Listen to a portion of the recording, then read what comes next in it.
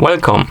In front of me I have AMAZFIT Band 7 and I'm gonna show you how to change the screen timeout duration on this watch, or rather smartband.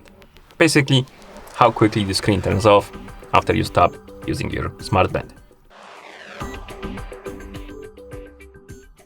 First thing we need to do is to wake up the screen on our smartband, and you can do it by tapping on the screen.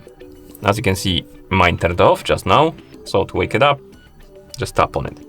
After you wake up the screen, you should see the current watch face, the home screen, and you can swipe up on the screen to open the menu.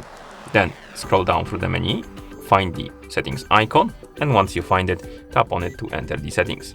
In settings, find the option called display and select it. Then you should see the option called screen on duration, tap on it, and here we have the list of durations we can select. We have 5 seconds, 10 seconds, 15 seconds, 20, 25, and finally 30 seconds. Select the duration you would like to use, for example 10 seconds, and then you can swipe right on the screen to go back to watch face.